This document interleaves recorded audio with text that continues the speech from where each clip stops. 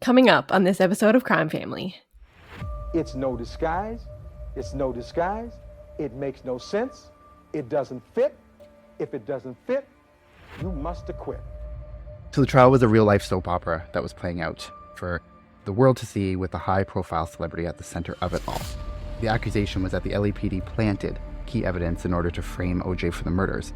Those are pretty intense allegations, saying that they are planting blood evidence from this glove that they also planted. That's just manipulating the jury's minds of how OJ Simpson was perceived. Looking at all of those factors, it's going to be an uphill battle for the prosecution just from the outset. So that's not looking good either. That's super sketchy. No, I think that's sketchy. So just sketchy upon sketchy.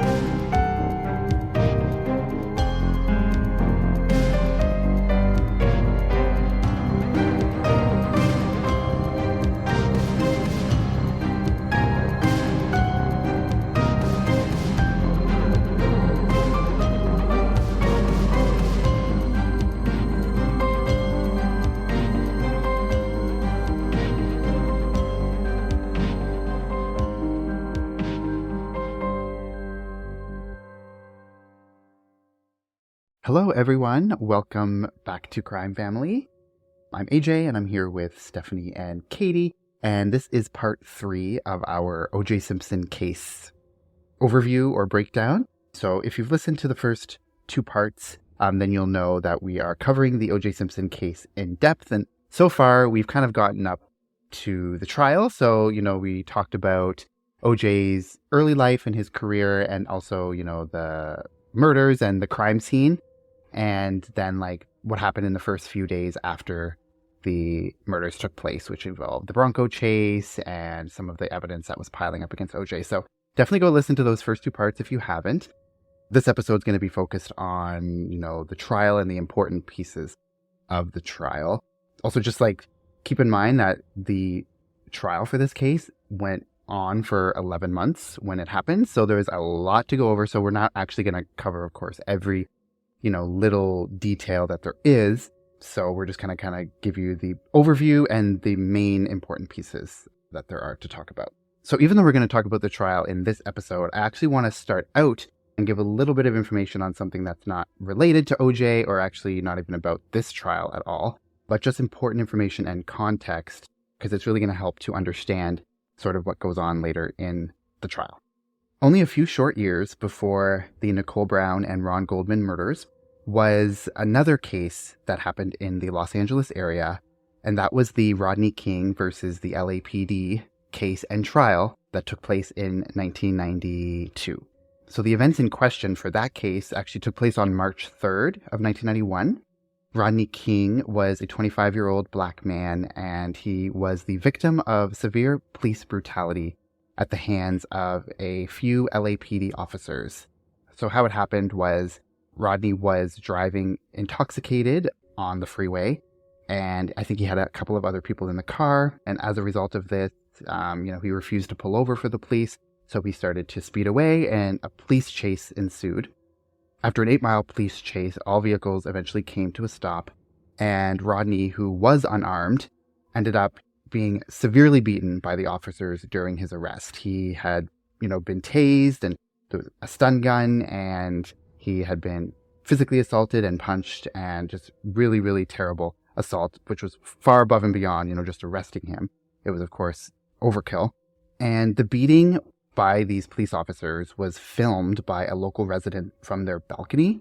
They saw the commotion taking place and decided to just film it and sent it to a local news station. After this footage got released on the news, a firestorm really erupted because, it definitely, well, it wasn't the first instance of such violence from the police against a black man, but it was one of the first to be captured on video. And this was before the time of cell phones. It was, 1991 when this is happening. So now you can film everything and anything you want. But in the early 1990s, very few that were actually caught on videotape like this one was. So due to this, the Rodney King case was a very unique one at that time and became a high-profile case in the early 90s. In this case, there was absolutely no disputing what had transpired during the arrest, because all you have to do is look at the video footage of the incident and you'll see, the amount of harm that they did to Rodney King. And, it wasn't just his word against the LAPD's, like you can see it for yourself on the video. At the time that this had happened in the early 90s, the LAPD already had quite a terrible reputation. There had been rumors flying, or there had been other cases where they were known for being corrupt or just unjust in many aspects, either planting evidence or, being racist, having a lot of racist police officers, and just a lot of questionable behavior from them. So at the time that this happened, there was already sort of that attitude toward the LAPD that people were not really on their side. And then after seeing the footage of this, it just, pushed that over the edge. So Rodney survived the attacks. He had a brief hospital stay, and he was in a wheelchair for a little bit of time after. But the 4 LAPD officers that were involved in the attack were, of course, all white, and they were charged with assault and the use of excessive force. After a criminal trial, the jury eventually came to a very controversial verdict of not guilty. So that meant that all of the officers involved in the incident were let off scot-free and, didn't have really any consequences at all for their brutal assault of King. This triggered what is now known as the 1992 Los Angeles riots. And the riots began on April 29th of 92, so, the day of the verdict. And it involved thousands of people who rioted in the streets for a total of 6 days in the LA metropolitan area. So during this time, fires were set, buildings were vandalized, and it was just total chaos in the, metropolitan area. Police were everywhere. People were, getting hurt and trampled. It was just a total mess in the city for those 6 days. And it was really an uprising of the Black community against the police and, to protest this verdict. And to put it into a little bit of, context, it's somewhat, it's the equivalent of what we saw in the George Floyd case back in 2020. And, I'm sure you're familiar with that case where a police officer ended up murdering an unarmed Black man during an arrest. And, the footage of that went viral and led to this political and social uprising against police brutality. It was kind of like the resurgence of the social awareness of police brutality and the call against it and to end it. So while Rodney King thankfully survived his assault, unlike George Floyd, the impact in this case was similar. So, but in the George Floyd case, the officer was found guilty of his murder and he did go to jail, but unfortunately the Rodney King case didn't have that outcome where all the police were exonerated. But I just wanted to talk about the Rodney King case and just for you to have that on your mind, because I do think it's really important when you think about the context of this case. And, this case and trials happening in 94, 95. So that's like right just a couple of years after the Rodney King verdict. And so that was still very much on people's minds. The Black community's fractured relationship with the LAPD had been going on for decades and came to a climax during the early 90s during that case. So because of this, the LAPD were already not in a good light in the public's eyes, and therefore the seed of mistrust had long been planted before O.J. Simpson became the defendant. So under this context, it became clear that the prosecution in the O.J. case was going to have to overcome that perception of corruption that had long loomed over them. So here they were again, prosecuting another Black defendant for 2 murders this time, and because of O.J.'s superstar defense team, the LAPD's past reputation would certainly come back to haunt them and would be brought up during the trial. So when I look at all the evidence that we've talked about, in the first 2 episodes, and even all the other stuff that we didn't mention yet, and I kind of look at this case, it's pretty clear to me what happened just based on the objective facts. But, we have to remember that this case, and every case that we cover for that matter, doesn't exist in a vacuum. There are political and social issues that get thrown in and involved into every single criminal trial, and a particular outcome has to be looked at and understood within the context of the time that it's actually happening. So, it's easy for us to sit here and say, the verdict and the trial and all that stuff. But, when it's happening in real time in the 90s, right after this Rodney King thing, it's potentially easier to understand kind of what goes down in this trial if you look at it from that perspective. In the mid-1990s, the LAPD and the prosecution were not seen as the good guys at all. They were actually just a symbol of the corrupt system that was placing yet another black man on trial, and that black man happened to be America's most beloved celebrity. Looking at all of those factors, it's going to be an uphill battle for the prosecution just from the outset. Yeah, and also I think, I'm not sure if this comes up a little bit later, but they obviously had stuff like this in mind when they were thinking about jury selection. They were very picky when picking the jurors because they wanted to they were very much aware of like what was happening with the police and the black community at this time. So I've heard from different sources how they think that selection, I don't know, maybe would make or break the case kind of. Yeah, and actually, now that you mentioned that, I actually had watched, I think it was an interview with the prosecutor, Marcia Clark, and she was talking about when at the time that they were doing the jury selection, they would go in and the prosecution would go and talk to the potential jurors. And then when they had the full amount of jurors, they said, you have to understand that it's not revenge time. Like, this is a very separate case from the Rodney King trial. Like, in the Rodney King case, we as the prosecutors were the ones trying the police officers. They were, being charged. And we as the prosecution in Los Angeles, we were the ones trying to get them to go to jail, and it was the jury that had exonerated them. So she was like, we're not the bad guys, and that was a very different case. You have to look at the objective facts.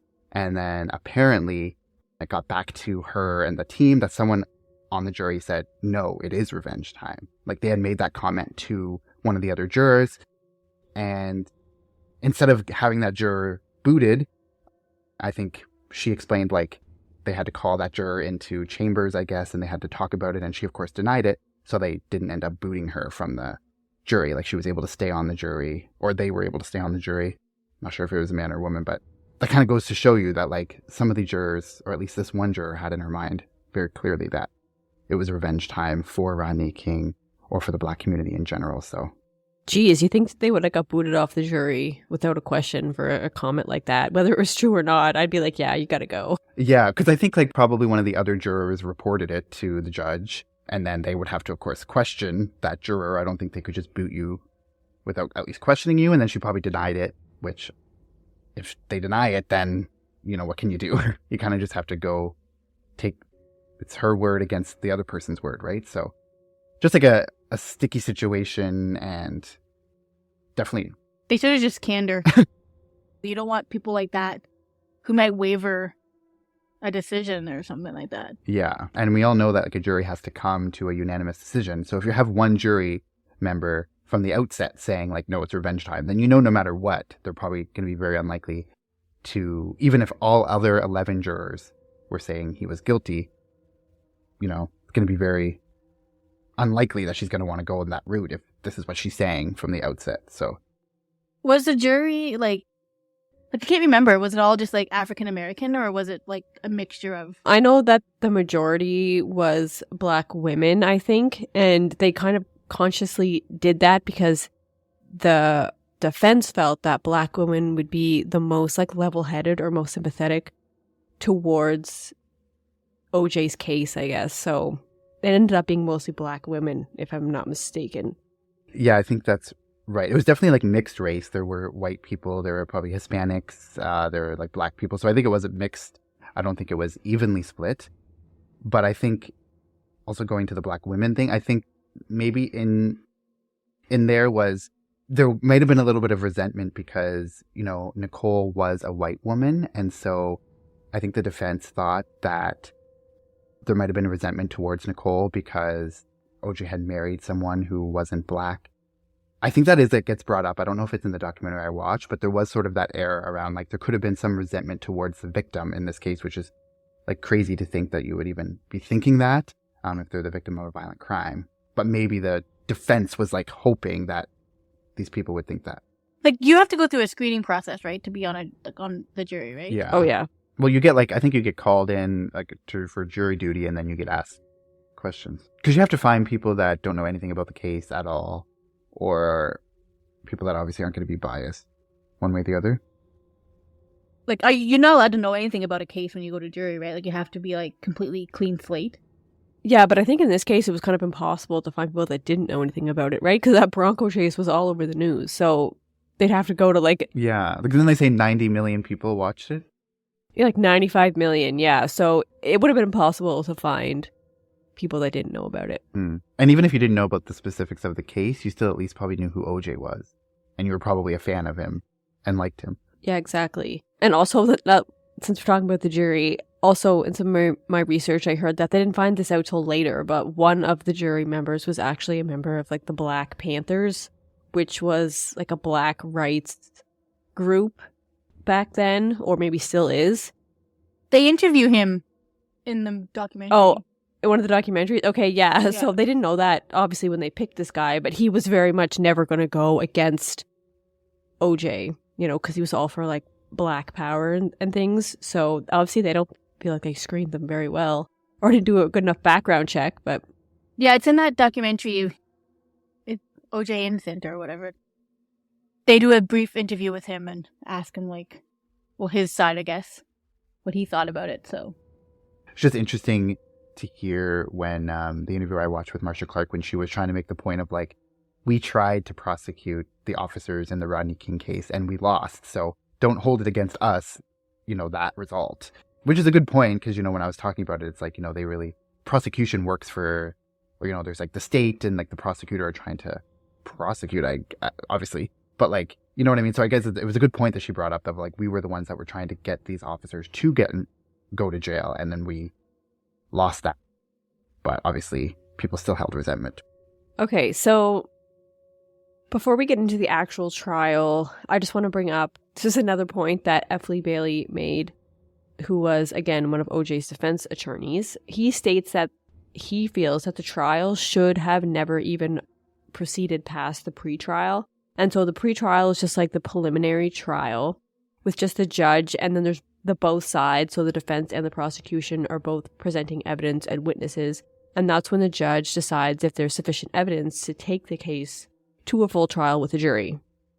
And Bailey was not on the defense team during the pretrial, but he says that it was very poorly done on the defense's side.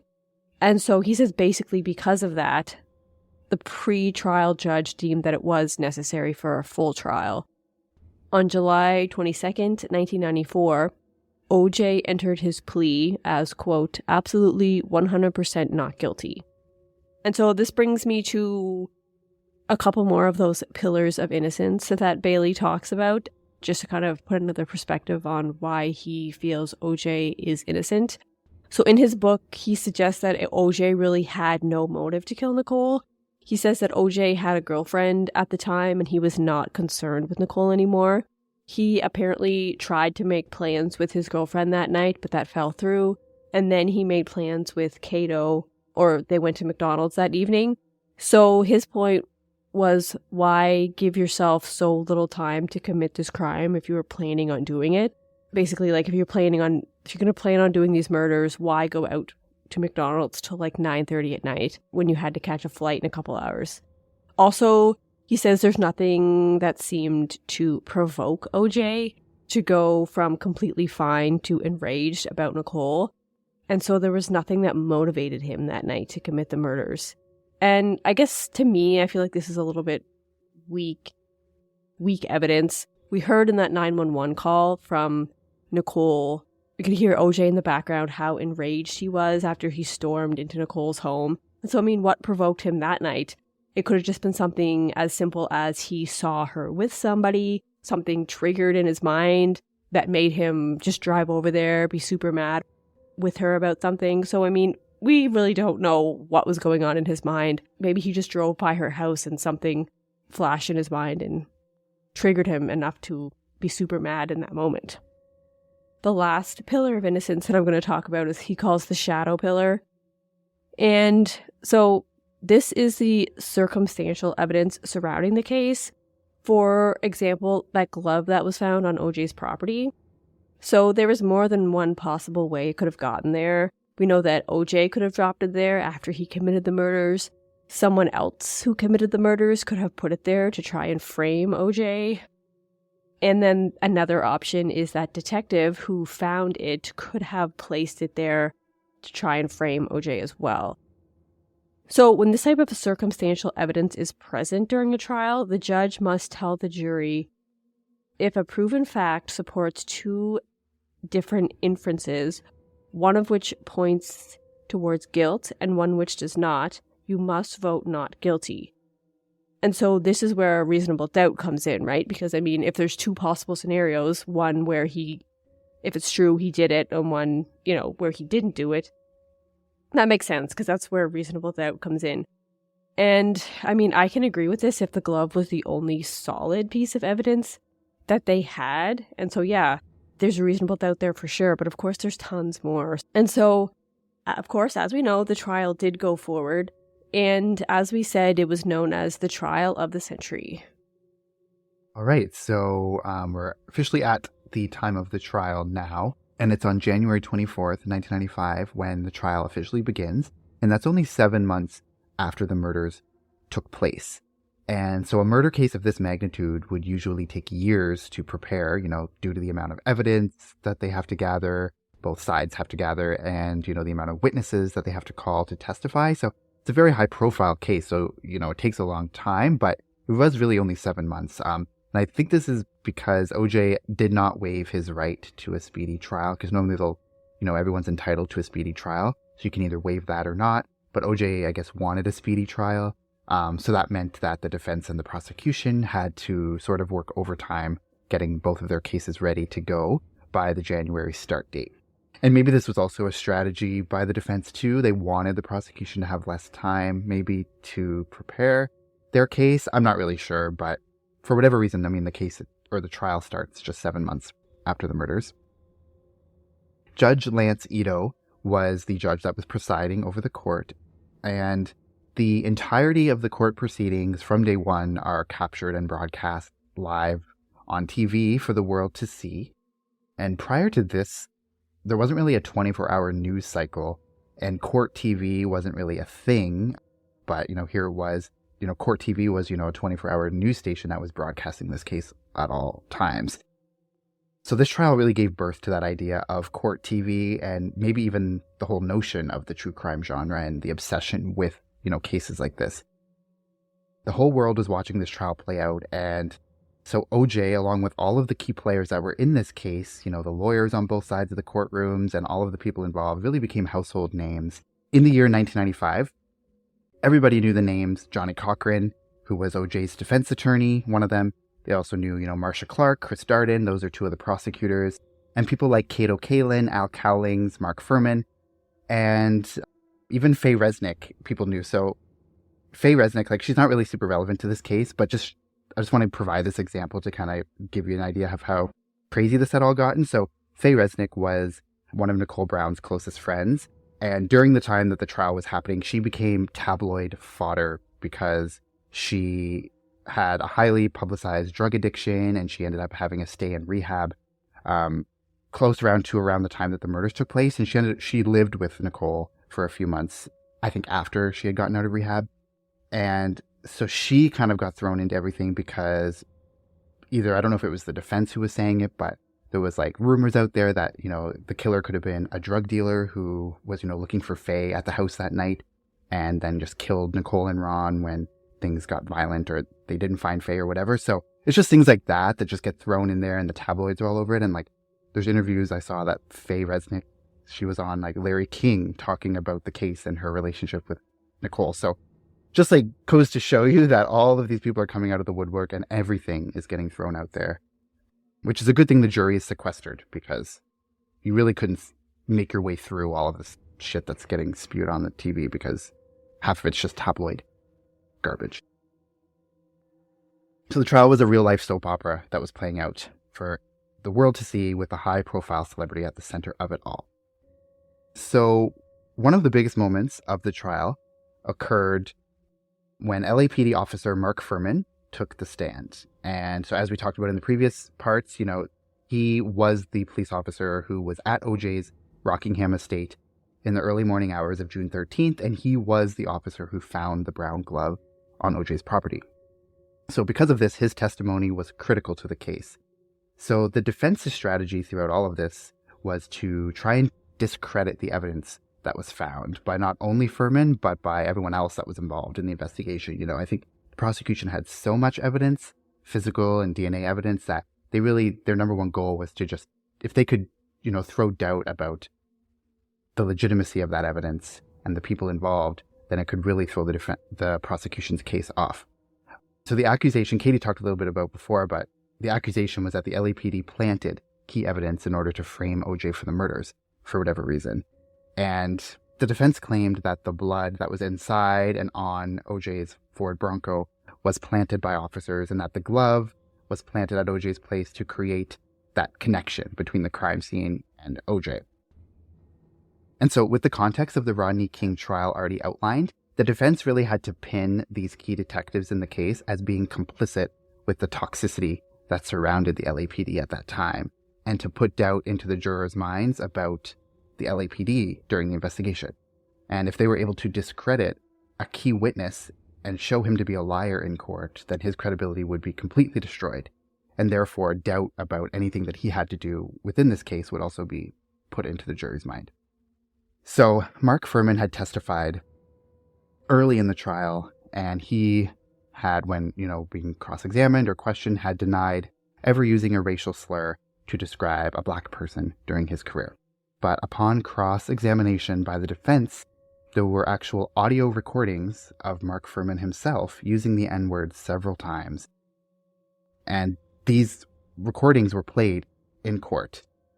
And these recordings, these were completely unrelated to the OJ case or to OJ. I think they had been recorded years before in a completely separate situation.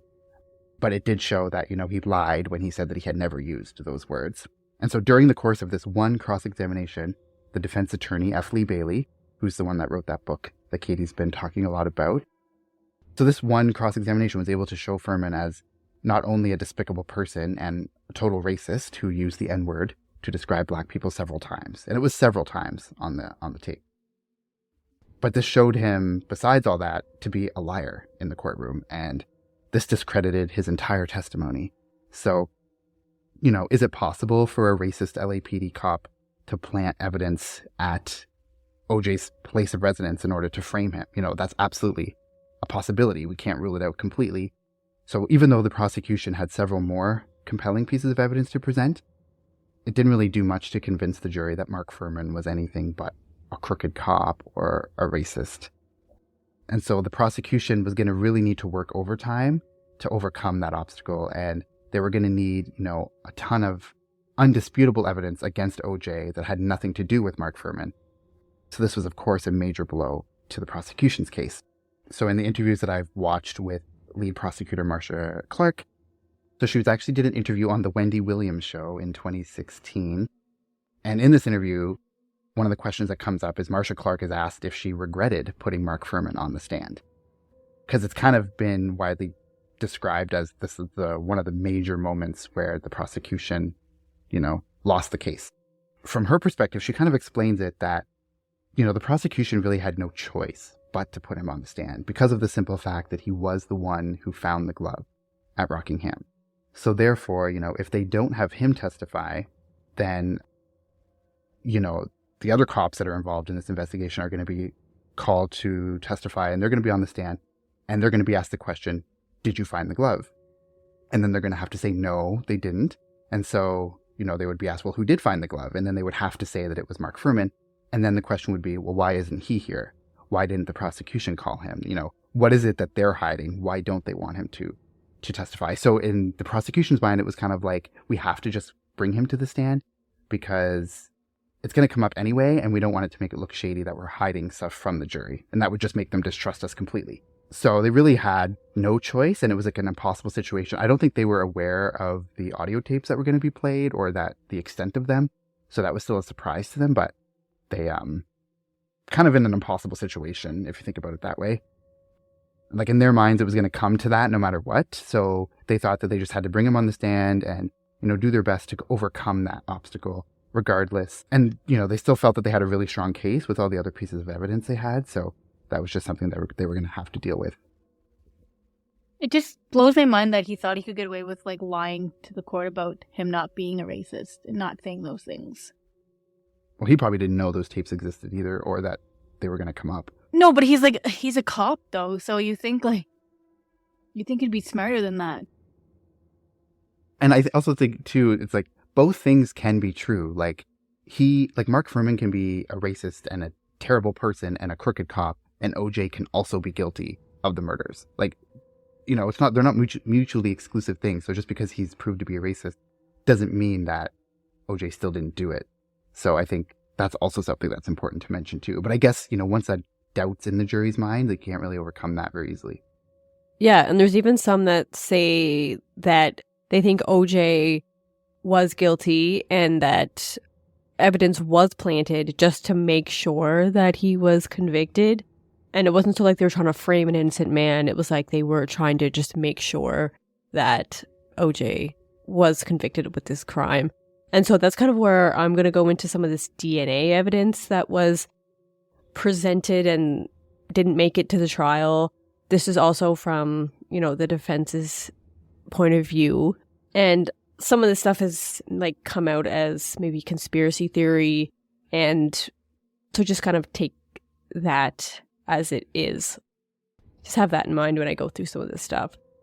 And so the prosecution presented all of this DNA theory as if they had a mountain of evidence, and Bailey says that it's better described as a molehill of evidence. So he says it really wasn't like this huge mountain of evidence that they had to present. It was rather small.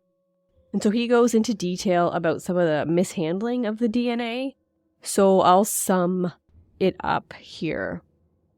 So I guess there were 5 blood drops gathered at the scene of the murders that were consistent with OJ's DNA. The problem was that they were so small that they had to use a method called PCR testing, which basically takes that tiny piece of DNA and makes clones of it so that larger samples can then be tested using regular DNA methods. And this type of testing is very susceptible to contamination. And the LAPD had only recently started using this method, and so the technicians were not very confident. And additionally, there were multiple mishandlings and mislabeling of blood evidence, so they're questioning the accuracy, and they say that it was definitely tainted, a lot of these samples, because of the procedures and just mishandling. Also, there was blood found on the gate at Nicole's property, and investigators testified that they had seen the blood the morning after the murders, but it wasn't actually collected until July 3rd, which was 21 days after the murders. And even though it was apparently exposed to the elements for 3 weeks, there was no sign of degradation on the samples that were tested. And so a DNA expert that they talked to, John Gerds, he testified that that really didn't make sense. If that was true and the blood was out there for 3 weeks, it would definitely have signs of degradation. And so they're saying that that doesn't really add up with what the prosecution testified. So that's just like a discrepancy there. There was also apparently evidence of EDTA, which is a preservative used when they're drawing blood, in some of the samples that they had supposedly collected from that gate. So further, it was noted that some of the blood that was drawn from OJ during the investigation was also missing. So there was originally 8 cc's originally in the tube when they collected OJ's blood. And later there was only 6.5 cc's left. And when the defense questioned that, the prosecution just said that 8 cc's was just an estimate of how much blood they had. So that's maybe where the discrepancy came from.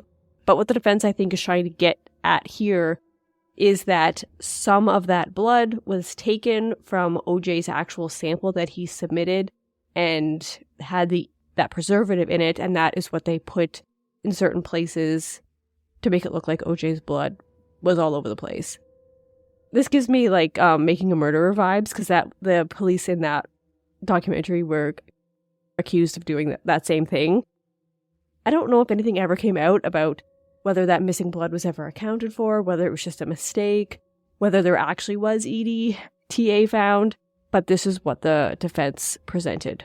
Like, how does blood just go missing, though? Like, I don't understand. Yeah, that's the thing. It's like somebody took the blood out of there, is what they're saying. But do we know that they actually did? Like, the defense is saying that there was this much. Oh, I guess it's, documented that there was only a certain amount. Yeah, so, I mean, I'm really not sure. The prosecutor said when they said 8 cc's, that was just their estimate, not an exact amount, so I'm really not sure. That's still kind of fuzzy, whether that was true or not. So there was also blood found on OJ's driveway, in his foyer, and on the floor of his master bathroom.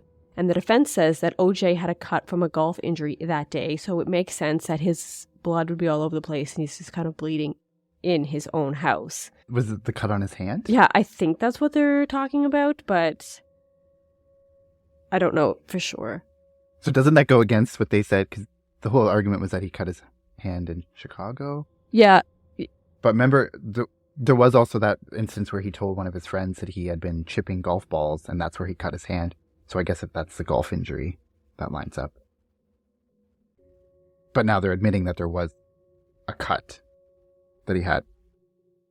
Yeah, so actually, I was going to talk about this a bit later, because I did find actually where that audio was of that broken glass in Chicago. And OJ does say that he cut his hand on glass in Chicago. And he also says that he already had a cut there, and he just kind of like reopened it while he was in Chicago. So he had the cut already, made it worse in Chicago. So that's why there's blood everywhere he is, basically. Sketch. Just bleeding all over the place, yeah. So also, inside his Bronco, they found traces of OJ's, Nicole's, and Ron's blood, like very small traces.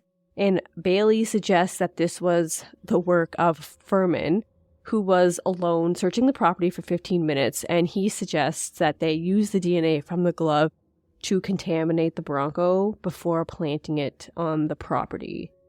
Those are pretty intense allegations, saying that they are planting blood evidence from this glove that they also planted. Yeah, and that's why also part of what, because in the documentary I watched, OJ Made in America, like Mark Fuhrman, he's describing this timeline of how he went with other officers to the property to find OJ or whatever that first morning. And then they saw Cato and spoke with him. The other officers left, and then he stayed with Cato. So that's like that 15 minutes where he was on the property by himself. So I guess that's when they're alleging that he, in that 15 minutes, was planting all this. Yeah, that is what they're saying. And I think another thing to bring up is important is that people are saying that all the DNA evidence was contaminated, it wasn't handled properly. But then somebody brought up, like, well, if it was so badly contaminated, why is it always only OJ, Nicole's, or Ron's blood and DNA that's found? Like, if it was really badly contaminated, there'd be, like, some other random person's blood, like the technician's DNA could get mixed in there, something else from the lab. But no, it's always just those 3. So that doesn't really make that much sense if they're claiming that, the lab was inadequate. So that's just another thing to think about as well. They also did an experiment that they say proved that the right-hand glove, so this was the glove that was found on OJ's property, was placed in an airtight container or a bag, and then it was placed at the scene, because they're saying that the blood was not dry when it was found, and the experiments that they did, when they left blood out that long, it would have been dried by the time it was found. But when they put it in like a Ziploc bag and then took it out after a few hours, it was still wet. So that's what they're saying. Mark found it, maybe put it in a little baggie, and then brought it to the scene and took it out, and it was still wet when he happened to have found it. So that's just another thing to think about, I guess. They also say that the left-hand glove had no traces of OJ's DNA and no cuts or holes in it at all.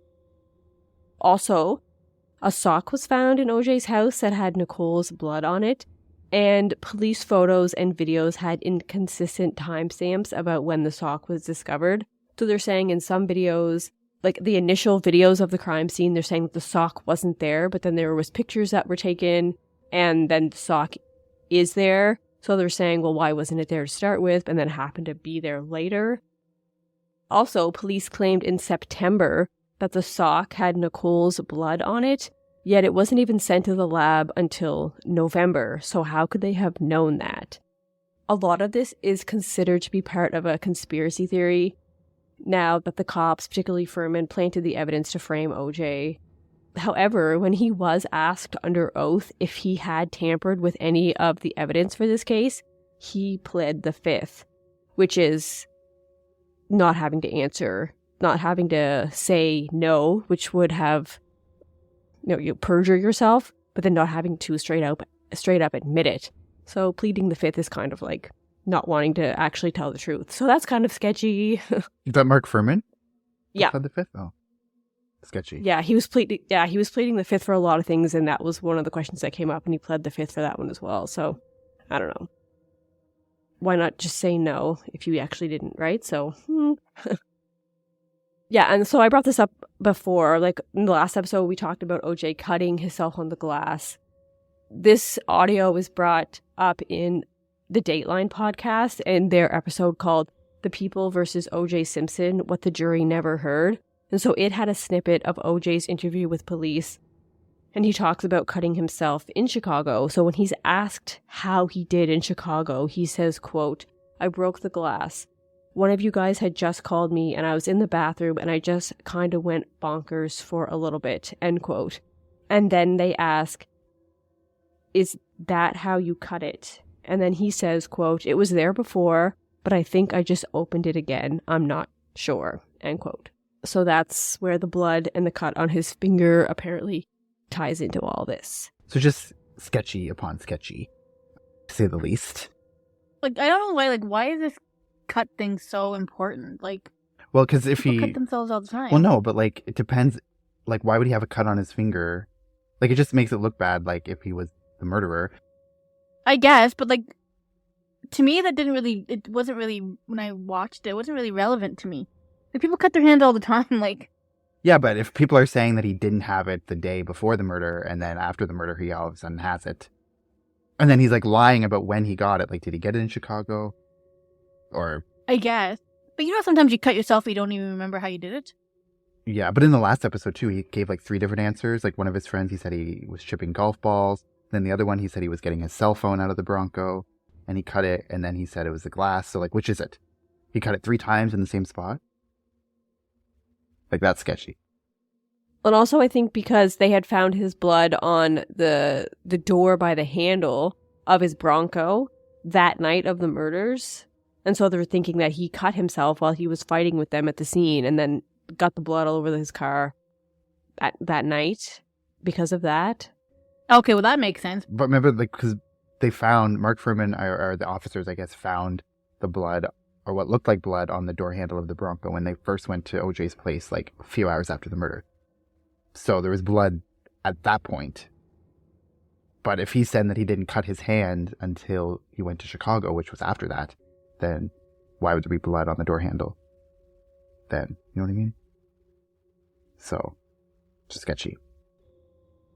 So another important, or like iconic moment, I guess you could say, from this trial was actually OJ trying on the glove during the trial. And, one of the most iconic phrases from this trial was, "If it doesn't fit, you must acquit," which is, the line that Johnny Cochran, OJ's defense attorney, said to the jury and the courtroom right before OJ tried on the glove. So the gloves were, of course, a major piece of evidence, and it's one of the things that, as we said, have tied OJ to the scene, like one of the major things. And, we've already mentioned that there was doubt about Mark Fuhrman actually finding the glove, and the next step was to place doubt in the jurors' minds if the gloves even belonged to OJ at all. So either if they were planted, but if they didn't belong to OJ at all, then that's another whole other thing. So it was actually prosecutor Chris Darden who wanted to have OJ try on the gloves in the courtroom in front of the jury. But it was Marcia Clark who was very hesitant, and she could think of several reasons why this was just an overall terrible idea. So she kind of lists out, first of all, the gloves in question had blood on them. They had been frozen and unfrozen several times, during their preservation, when they preserved the evidence. And also, when OJ's trying on the gloves in court, he had to wear latex gloves first. on his hands before he put the glove on. And these are all things that would make the leather shrink and not fit OJ's hands properly. If you're wearing a pair of latex gloves and, you know, you're trying to get a pair of gloves on that fit you snugly, like when you have the latex glove on, it's not going to fit right.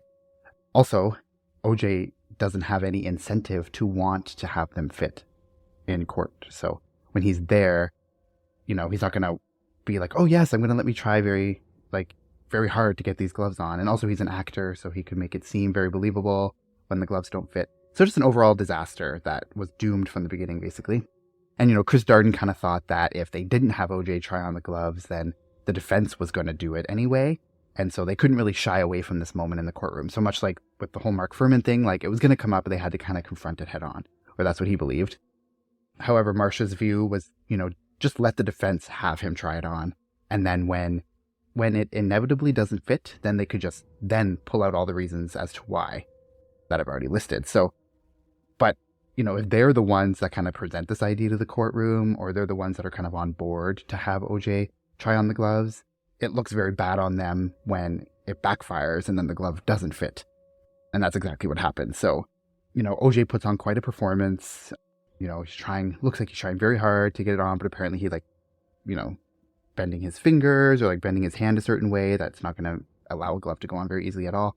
So, and when he puts it on in the courtroom, like it's not a good fit at all. And so this was, of course, a huge moment in the trial. So that begs the question, like, if the gloves don't fit him, there is that questionable or reasonable doubt of like, if he is he even the killer? You know, I don't really buy the fact that just because it didn't fit in that exact moment proves anything or proves that he's innocent. You know, it just proves that he didn't want to have them fit in that moment, so he's not going to have them fit in that moment. You know, however, that iconic phrase, like, if it doesn't fit, you must acquit, was still at the front of jurors' minds from that moment on. And we'll play a clip of it from the trial. Like the defining moment in this trial, the day Mr. Darden asked Mr. Simpson to try on those gloves, and the gloves didn't fit. Remember these words: if it doesn't fit, you must acquit. It's no disguise. It's no disguise. It makes no sense. It doesn't fit. If it doesn't fit, you must acquit.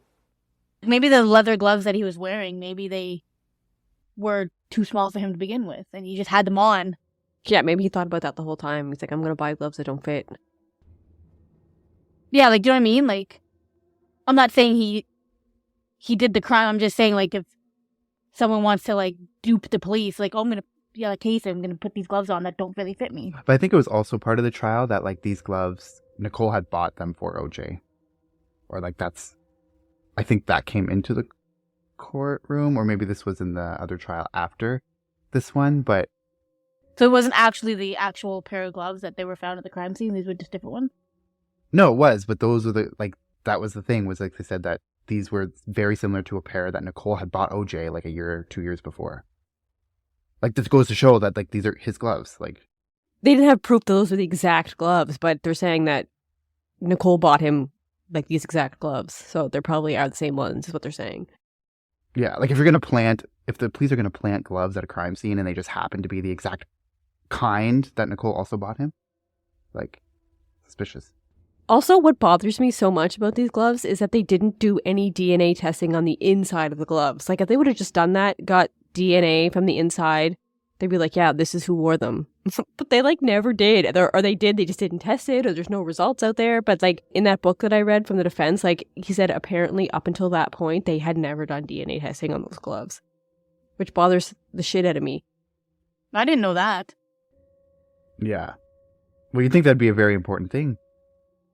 Like, I know they tested the gloves, but I thought when they tested the gloves, they did the whole inside and out. No. But apparently, like, back then, like, DNA testing was still in its infancy. Like, it wasn't as great as it is today. But, I mean, they didn't even try to do DNA testing on the inside. Ugh, I'd just be so curious to be like, what DNA is in there? Because there's definitely going to be, like, sweat or, like, blood or... Isn't that where you get most DNA when you put on a pair of gloves? Yeah, and you get, like, skin cells. Like, it would be in there for sure. Yeah, it bothers me a lot. Yeah. Yeah, that just seems like a very common sense thing to do. It's like a major oversight for sure. And also another thing that took place during the trial that came up during the OJ Made in America documentary was that the jury actually took a field trip during the trial to OJ's Rockingham estate. And prior to the jury taking that walk through the home, so they actually went to his house and like got to walk through it as like, I guess, I don't know, a field trip for them. But the defense, before the juror got there, the defense went into that house and changed a lot of the photographs that were hanging on the walls. So OJ, we kind of touched on this in the first part, but OJ was known to hang around, lots of rich white people, the white Hollywood elite, such as the likes of Donald Trump. And he had a lot of photos of those kind of people on his walls and throughout his house. But when the jury enters that home, they see photos of OJ hanging out with his family and lots of members of the black community. And the jury was made up of several black jury members. And this was seen as an attempt by the defense to cater to that jury by showing OJ as, he's one of you. Like he embraced his black identity and, but never once in reality did he ever really identify himself as a black man or ever cater. Is that even allowed? Well, I know, like it's, it's. Oh, I know. I remember this came up in the Dateline podcast, I think, and like they were talking to actually Johnny Cochran. He was like explaining himself, and he's like, it's just like as you would if someone's coming to look at your house to buy it. You'll sometimes stage it. You'll buy flowers to make it more presentable. And he's like, we were just making it more presentable. I'm like, oh, that's such like a thin line between like tampering with evidence or like crime scene tampering. Ugh. Yeah, that's not making it presentable. That's just manipulating the jury's minds of how O.J. Simpson was perceived. I know, but that's like you think like that's how smart the defense team was. Is like every little detail like that they thought about, and if you're allowed to do that, then they're gonna. It's just crazy. Yeah. What kind of jury goes on a field trip these days? Like nobody takes the jury out on a field trip, do they? Well, maybe they do. I don't know. I never heard of it, but I guess if it's relevant. I think they still do. Yeah. No, I think that's sketchy. I mean, I don't really know what the point of this was, like to show the house. Like the crime didn't happen at OJ's house, and obviously there was no like evidence. Maybe they were just fans of OJ and they wanted to get excited to go see his house. I don't know. Yeah, that's a weird thing, right? I guess it isn't tampering with the crime scene because that wasn't the crime scene. So that's probably like the loophole that they got around doing it. Like it's not crime scene tampering. Yeah, so what's the point of, like, well, they want to paint OJ as this nice, like, rich person. Yeah, I think that is what they were trying to do. Like, that's weird. Like, you would never take the jury to some random murderer's house in any other trial and be like, this is where he lived. Like, ugh. Yeah. And like, what's your point of that? And, I think obviously the defense is going to try to get anything passed or, going to try to pull out all the stops for their clients. So it's not surprising that they would try this, but it's like the judge's job to intervene and like say, no, this is like not relevant or like we can't do this. But there was also a lot of like, talk in the media that like this judge was very pro OJ or was just loved the attention of the case. So it's like he was really like lenient on what things he let slide and what things he didn't. So that was also a lot of controversy surrounding him too. Like for the judge to even allow this to happen, because I can't see like the relevancy in this field trip at all. And also allow them to go in before and change all of that stuff. Like the fact that it was allowed is crazy. That's not where the crime happened. So what's the point of going to his house? To see what kind of nice stuff he has? I don't know. That's weird to me. I don't really know, what the point of it was at all.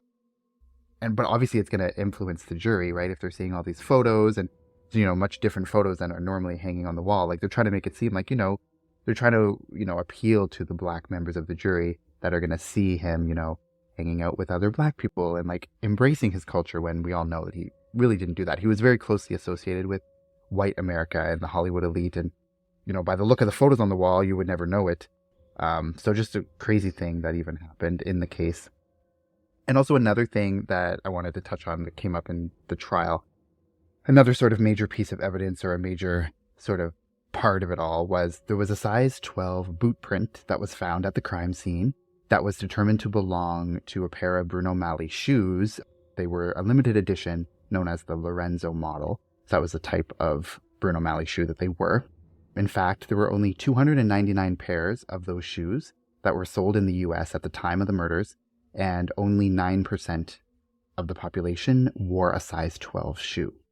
So it's a very limited pool. There's only like 300 pairs that are ever sold, and only 9% of the entire population in the US has a size 12. So it's a very limited amount of people that would have a size 12 of those types of boots. And OJ's shoe size, can you guess what his shoe size was? A size 12. So, that's very kind of sketchy for sure, I would say.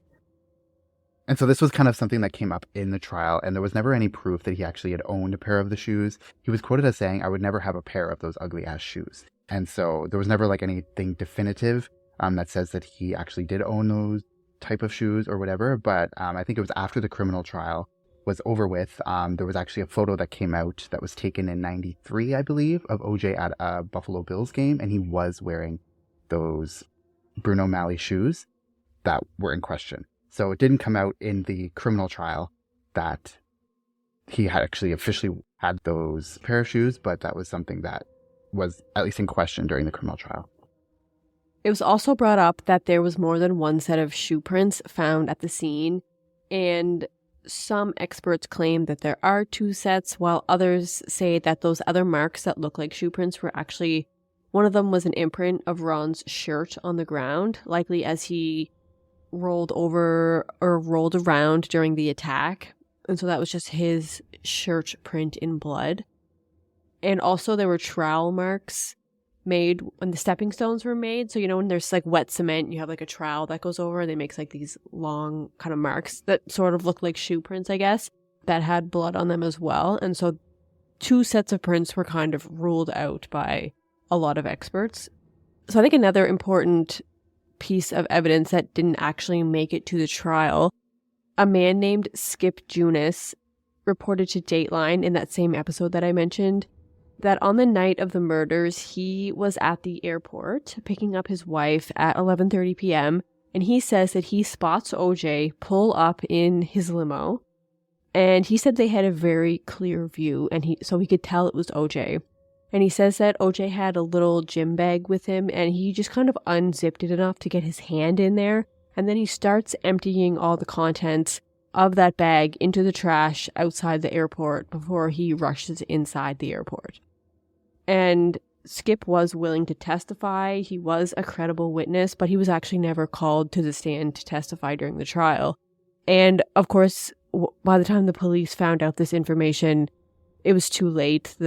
All that garbage had already been emptied and was gone, so they could never prove really what OJ was dumping in the garbage. But seemingly, he dumped the contents of that little bag that he wouldn't let anybody touch into a random garbage bin at the airport. So that's not looking good either. That's super sketchy. Yeah, that's super sketchy. They never found the murder weapon in this case at all. Even to this day, it was never recovered. So, yeah, if that is something that was seen legitimately, that's super sketchy. Yeah, it probably dumped in that airport garbage bin and will never be found, obviously. So, yeah. Yeah, so there's lots in this case. Like, we've talked about kind of the main pieces of evidence or things that happened in the trial to kind of give you, like, the most... Didn't want to go too deep into, like, every nitty-gritty detail because we'd be here for hours and hours and hours and hours. But so that is kind of all of the main stuff that happened in the trial. And it's kind of all culminating in, coming to the end of the trial and the verdict and then the aftermath of this case. So that's what we're going to delve into in part 4. We're also going to talk, debate our, perspectives and our opinions on the case and, what we've talked about. Yeah, so it's going to be a good final part to kind of wrap this all up. And I really hope you guys enjoyed hearing our rundown of the trial and our discussions about it. And we'll be back in part 4 to talk about it further. So until then, I'll see you in part 4. And as always, you can like us on Facebook and, follow us on Instagram and Facebook and Twitter or X, I guess it's called now. And you can, join our Patreon group if you would like to support the podcast for a small fee per month. You'll get some extra content that we'll be posting on there. We'd love to have you. And yeah, give us any feedback that you have. Leave us a rating and a review. Go to our website. There's a contact form and you can leave a voicemail if you want to give us, an audio feedback. We'd love it. Yeah, thanks for listening. And we'll be back with part 4. So until then, take care. Bye.